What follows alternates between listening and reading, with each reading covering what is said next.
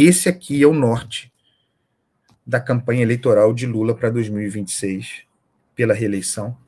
Quero chamar atenção também para o protagonismo que ele tem dado a Fernando Haddad nos últimos tempos. Passou para Haddad, por exemplo, a paternidade dos estudos para tarifa zero no transporte público. Isso é uma comunicação importante. Haddad é o braço direito de Lula para a eleição. Para qualquer eleição. Na hipótese de que ele não possa, por motivo de saúde, disputar a presidência, eu acho que Lula vai disputar, mas prepara-se Haddad. Para o governo de São Paulo, para concorrer, talvez para ir para o sacrifício mais uma vez, prepara Haddad. Reparem, e esses discursos de Lula, a esquerda, Lula está hoje no discurso bem mais à esquerda de onde estava quando se elegeu em 2022. Acabou a frente ampla. É um discurso de esquerda que volta às origens e que dialoga com aquela cobrança de Mano Brown em 2018. Lula, estou chamando atenção para isso porque muita gente achava até anteontem que Lula não seria competitivo em 2026, e eu estou dizendo que seria, e agora ainda mais. Já ganhou? Não se trata disso. Aqui nosso papel é mostrar a constituição do discurso. Lula a partir da isenção do imposto de renda para quem ganha até R$5 mil, que é a materialização de uma promessa de campanha dele. Bolsonaro prometeu e não entregou, Lula entregou, tem materialidade. As promessas para o futuro ficam mais fortes.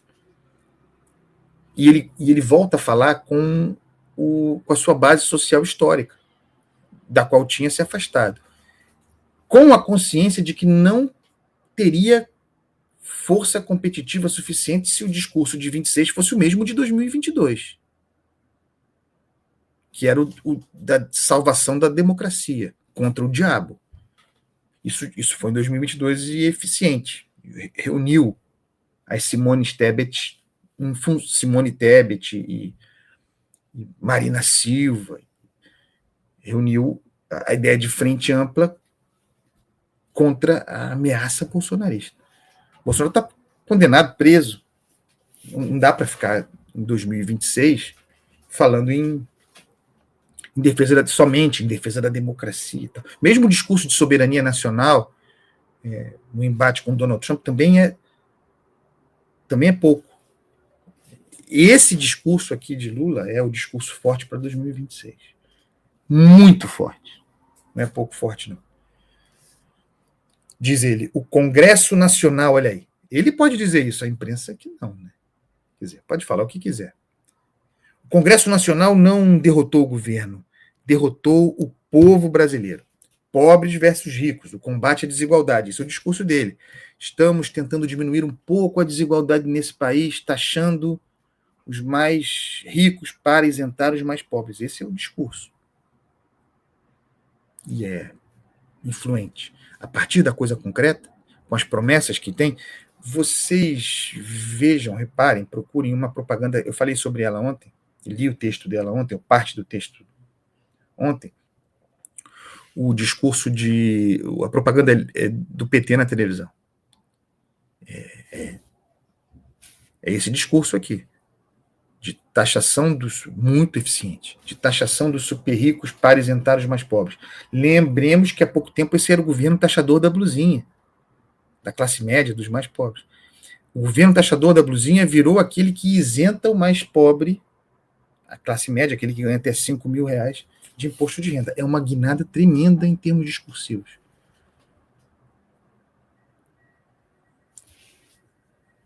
Discurso influente.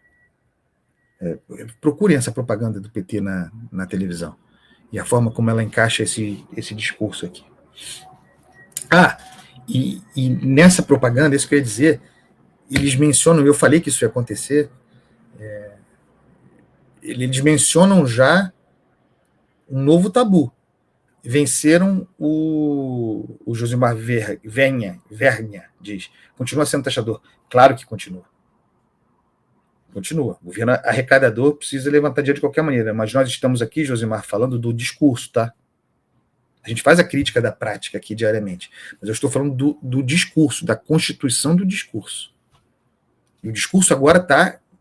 Lula está pautando o debate público, está dando as cartas, e a oposição está acuada. Inexistente a oposição bolsonarista raiz, né? A oposição escolhida por Lula é aquela que Tarcísio de Freitas materializa. Escolheu Tarcísio como adversário, Lula. Aliás, não escolheu agora, já tinha. Agora sublinha isso.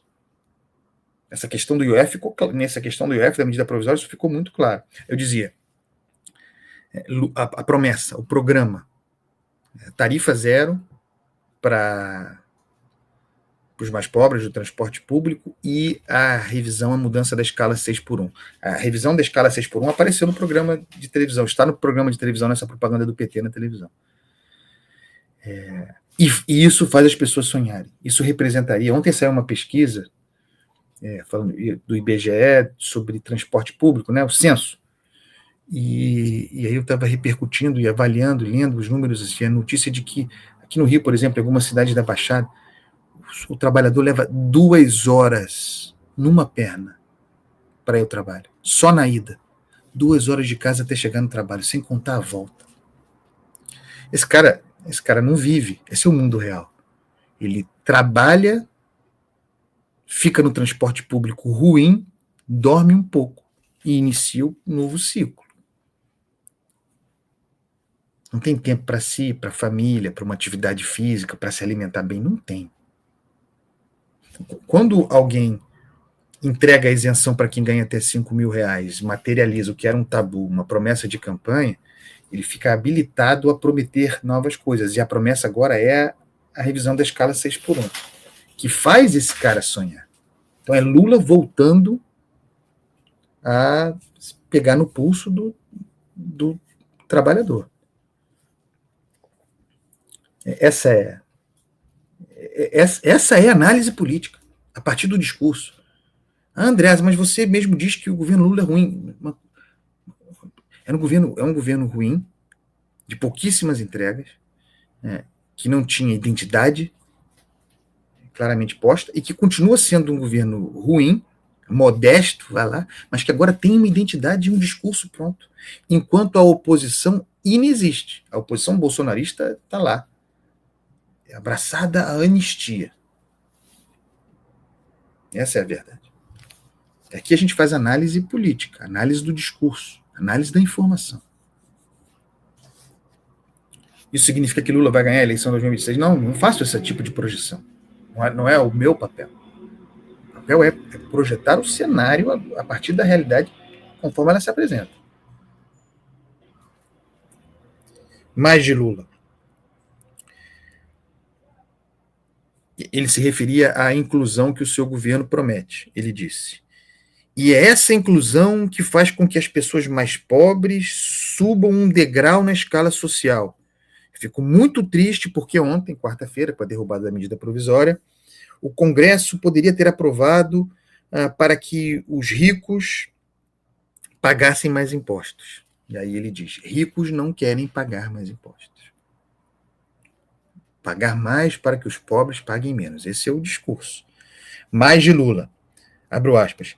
É engraçado que o povo trabalhador paga 20... Esse discurso aqui é poderoso, tá? É engraçado que o povo trabalhador paga 27,5% de imposto de renda no salário. E os ricos não querem pagar 12%, 18%.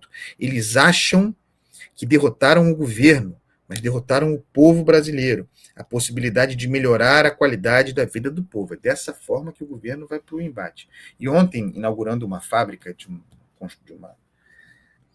uma fabricante de carros, ele disse: os dias se pensam que escaparam o setor financeiro, mas estão com os dias contados, são poucos dias até que paguem mais. Então o governo vai apresentar, vai dobrar essa aposta, pode até ser aumentando o IOF, vai encontrar uma maneira de levantar esse dinheiro.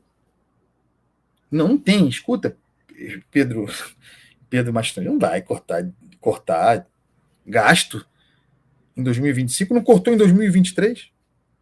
Ao contrário, Fez a PEC da transição, esqueci da PEC da transição, carta de intenções, para botar o voo de galinha no crescimento da economia artificial forjado, para estimular o consumo, para plantar a inflação. Agora vai cortar gasto? Não. Vai raspar o tacho. A diferença é que antes estava numa posição passiva o governo. Antes o governo Lula estava acuado. Toda vez que se movia, vinha uma reação muito grande. Então, a raspa do taxa era constrangida. Agora não. Agora o governo vai levantar esses fundos com essa nova embocadura. Vou taxar sim, mas vou taxar o mais... Não importa que esteja taxando todo mundo. Não importa. Vou taxar o mais rico. Encaixou esse discurso e agora vai.